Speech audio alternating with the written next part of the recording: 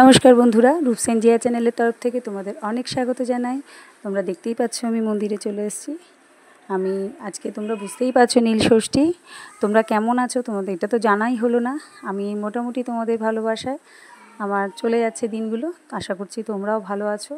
দেখো আমি এখানে একা একাই পুজো দিতে এসেছি, কারণ এখানে নীল ষষ্ঠী কেউ করে না।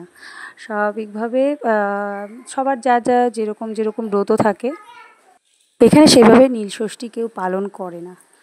তোমরা দেখতেই পাচ্ছ, এই জন্য আমি একা একা এসেছি পুজো দিতে। এখানে ব্রাহ্মণও নেই। ব্রাহ্মণ আমার অনেকটা বেলা হয়ে গেছে, যার জন্য ব্রাহ্মণও নেই। আমি সেজন্য আর কী করবো, নিরুপায়।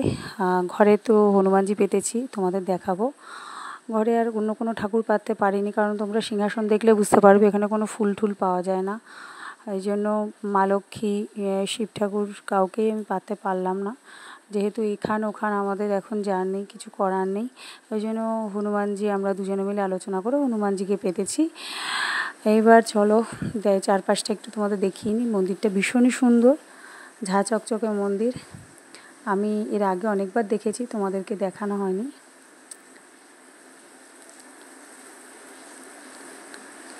সুন্দর না?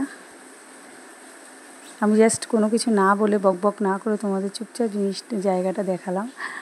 দেখো খুব সুন্দর একটা মন্দির। আমাদের গলি থেকে বেরোলেই গলির শেষ মাথায় মন্দিরটা।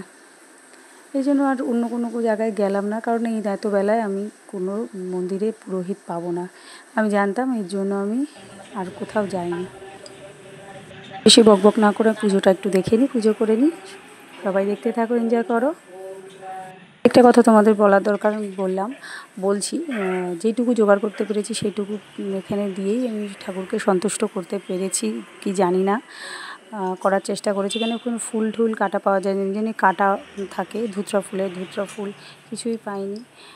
স্বাভাবিকভাবে যা পেয়েছি সেই দিয়ে আমি ঠাকুরকে সন্তুষ্ট করার চেষ্টা করেছি। চলো দেখতে থাকো।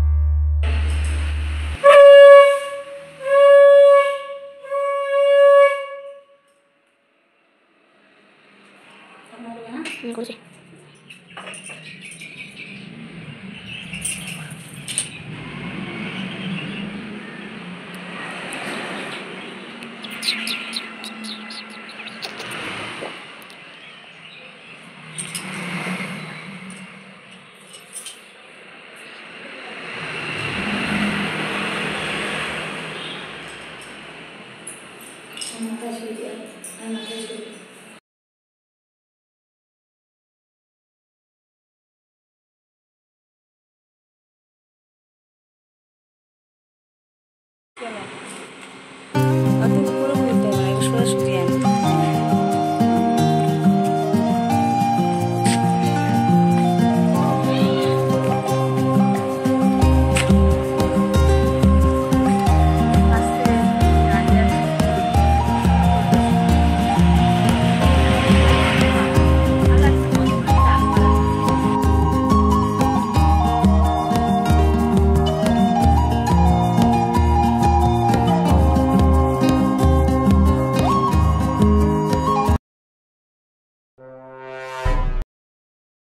তো বন্ধুরা, আমি আবার চলে এসেছি। তোমাদের বলেছিলাম আমি সন্ধেবেলায় দেখাবো হনুমানজিকে পেতেছি। আমি দেখো আমার ছোট্ট সিংহাসন কেমন পেতেছি। জানি আমি সাজিয়ে গুছিয়ে রাখতে পারি না জানি, তোমরা জানো। আর দেখেছো দুটো প্রদীপ জ্বলছে, দুটো প্রদীপ হচ্ছে আর আমার 2 ছেলে মেয়ের নামে। ওখানে জ্বালিয়েছি মন্দিরে জ্বালিয়েছি হচ্ছে তোমার মোমবাতি, আর এখানে ঘরের মধ্যে জ্বালিয়েছি প্রদীপ। এটা ঠিক করলাম কি না তোমরা আমাকে কমেন্টের মাধ্যমে জানিও। আর এই প্রদীপটা হচ্ছে হনুমানজির রোজকারের প্রদীপ। আমি এখনও পেতলের প্রদীপ এখানে কিনে উঠতে পারিনি, ওটা আমি কলকাতায় গিয়েই কিনবো।